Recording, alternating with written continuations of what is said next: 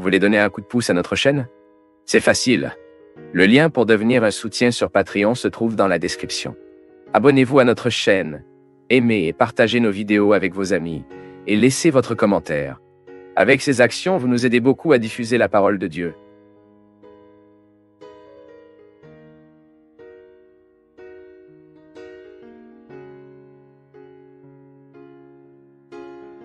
Les frères, car il est triste de savoir que la grande majorité de ceux qui se disent chrétiens aujourd'hui ne sont pas au courant de la Bible.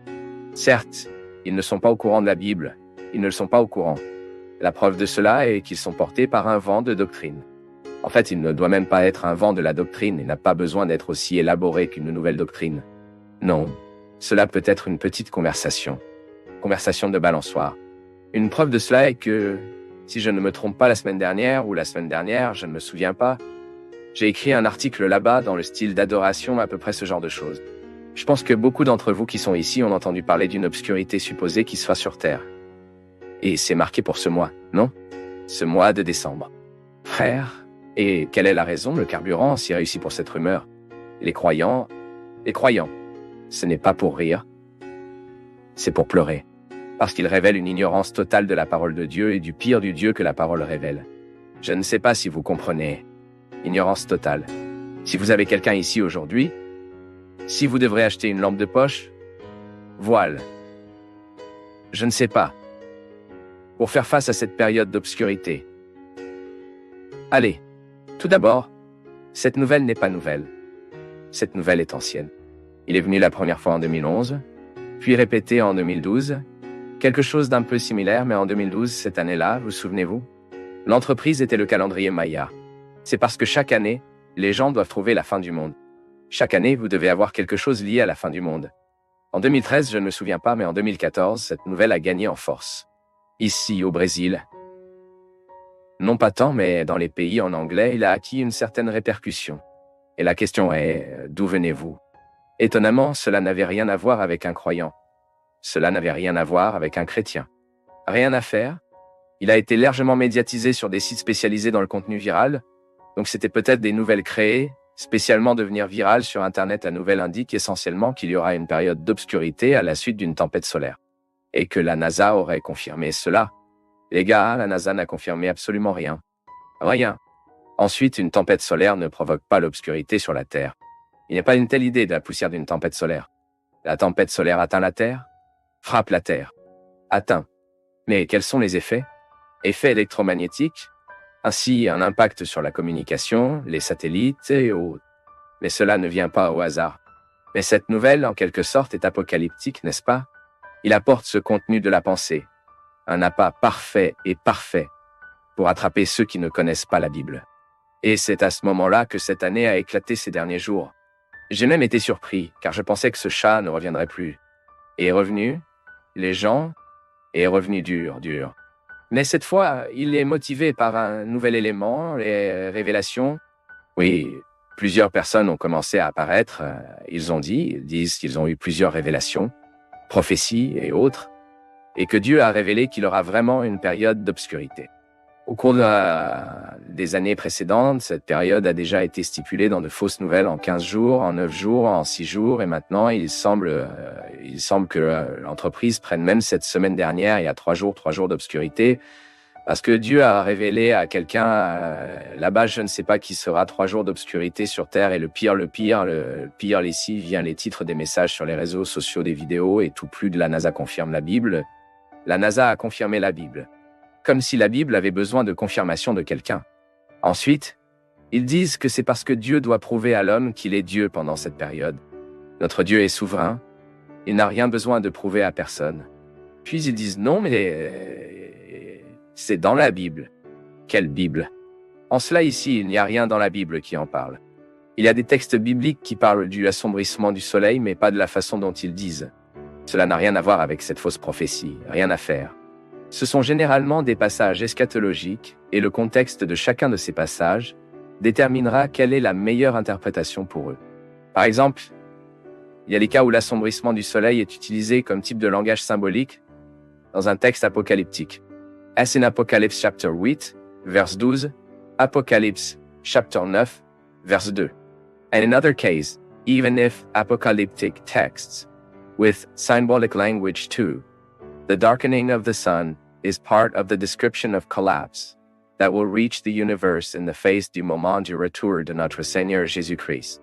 Puisque, par exemple, Matthieu chapter 24, verset 29, implicitement, selon Peter chapter 3, verset 10, reverse le chapitre 6, verset 12. Dans ces derniers textes, nous ne savons pas exactement comment réaliser cette description. Dans quelle mesure la description est littérale ou symbolique. Nous devrons attendre le moment du retour de Jésus afin que nous puissions le découvrir. Ce que nous savons, c'est que l'univers sera transformé, renouvelé, purifié. Mais nous ne savons pas exactement comment cela se produira. Nous devrons attendre.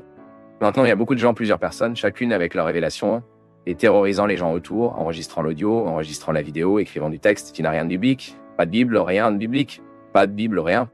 J'ai moi-même reçu un audio où la personne enregistre d'une manière très sinistre, comme toujours, comme toutes les vidéos apocalyptiques. Les gens enregistrent là et disent qu'ils venaient de parler à Dieu et que Dieu avait donné les détails de ce qui se passerait et que la terre se passerait par 3 jours d'obscurité plus tard cette année, et qu'il s'agissait aux gens d'acheter de la nourriture, de l'eau en stock, de la pile de lampes de poche, de la bougie, de l'achat de phosphore et de tout ce qui envolait dans la maison. Et le pire, c'est que beaucoup de gens entendent cela. Parfois, dépensez ce que vous n'avez pas à répondre au genre de conseils de ces personnes. Cette parlant au nom de Dieu est un faux prophète. C'est le faux prophète. Il n'y a pas d'autre mot à désigner. Faux prophète. Frères, malheureusement, les gens sont des experts dans la propagation du terrorisme. Même à l'intérieur des églises, surtout dans les églises, car quand la Bible manque avec quoi? Avec une conversation nette, la Bible est la parole de Dieu, vraie, infaillible, inhérente. Tout ce que nous avions besoin de savoir y est révélé. Ce que Dieu a pensé nous révéler, c'est de danser. Nous n'avons pas besoin de nouvelles révélations. Nous n'avons pas besoin de nouvelles révélations. À partir du moment où nous pensons que nous avons besoin de quelque chose de nouveau, qu'il y a quelque chose de nouveau à révéler, nous supposons que Dieu était imparfait dans sa parole. Je dis souvent que l'apôtre Jean, inspiré par le Saint-Esprit de Dieu, il se rend compte d'écrire l'Apocalypse. Il a géré, prêt et complet. Et dans la Bible. Vous n'avez pas besoin d'un complément, vous n'avez pas besoin d'une nouvelle édition, d'une version étendue. Les prophètes et les autres apôtres ont également pu nous informer, selon la volonté de Dieu, tout ce que nous avions besoin de savoir sur la fin des temps, sur la fin du monde. Nous n'avons pas besoin d'un nouveau Paul, un nouveau John, un nouveau Peter, un nouveau Daniel, un nouvel Ézéchiel, un nouveau Malachie. Nous n'en avons pas besoin. La parole de Dieu a été révélée, est déjà révélée, elle est écrite, mais ces gens insistent dessus. Ils remplissent bien leur rôle. Quel rôle? De faux prophètes. Et comme Jésus l'a dit dans son sermon eschatologique, leur message en est un « La fin du monde est venue ». Jésus en a mis en garde dans le sermon eschatologique. Lisez Marc 13, Matthieu 24, Luc 21. La fin du monde est venue. Et quelle est la parole de Jésus? Ne le croyez pas, c'est un mensonge. Car lorsque la fin du monde arrivera, elle sera indubitable. Ce sera retentissant. Ce sera un moment terrifiant pour les incroyants et grande gloire pour les saints, mais elle sera indubitable. Gardez le mot indubitable. Vous n'avez pas besoin d'un son sur WhatsApp, pas même des vidéos sur YouTube pour vous informer que la fin du monde est venue. Vous n'en aurez pas besoin. Le Christ sera dans les nuages. Ah, mais le missionnaire, le pasteur, le prophète a eu la révélation. Notre engagement est de croire en la révélation de la parole de Dieu. Tout ce qui est en dehors de la Bible, nous ne sommes pas tenus de croire. Nous ne le sommes pas. Maintenant, mon cher, si vous voulez partager une prophétie sur la fin des temps, pas de problème. Partagez, c'est très facile. Prenez votre Bible, ouvert là-bas dans le sermon eschatologique de Jésus, s'ouvre dans le 1er Thessaloniciens 4, 16, 18, s'ouvre dans le 1er Thessaloniciens 5, 2e Thessaloniciens 2, 1er Corinthiens 15, 2e Peter 3. Lisez à haute voix sur votre téléphone portable, et vous avez terminé. Vous aurez une prophétie sur la fin du monde. Partagez la volonté, la parole de Dieu, c'est le droit. Celui-ci est accompli, et vous ne jouerez pas un rôle ignorant. Oui, parce que ce genre de choses scandalise l'Évangile, ridiculise le nom de Jésus. Parce que l'incroyant, quand vous voyez cela là-bas, oh, les chrétiens disent que la journée s'assombrira vendredi cette année, ils attendent, et il n'y a rien. Et puis, ils y reviennent dans les vidéos, sur les réseaux sociaux, et que font-ils? Ils commencent à ridiculiser, et c'est de votre faute. c'est votre faute qui partage. Père, nous suivrons les conseils de l'apôtre Pierre dans sa deuxième épître, chapitre 3, verset 18. Croyons dans la grâce et la connaissance de notre Seigneur et Sauveur Jésus-Christ.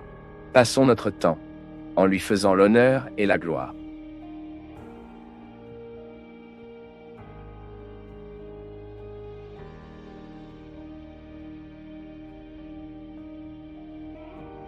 Pour nous du Path of Faith, c'est toujours une joie d'être avec vous en ce moment. Partagez vos perceptions sur le sujet d'aujourd'hui dans les commentaires, montrez votre soutien en aimant la vidéo et aidez à la partager en l'envoyant à vos amis. Abonnez-vous à la chaîne pour rester connecté avec nous et recevoir nos nouvelles vidéos.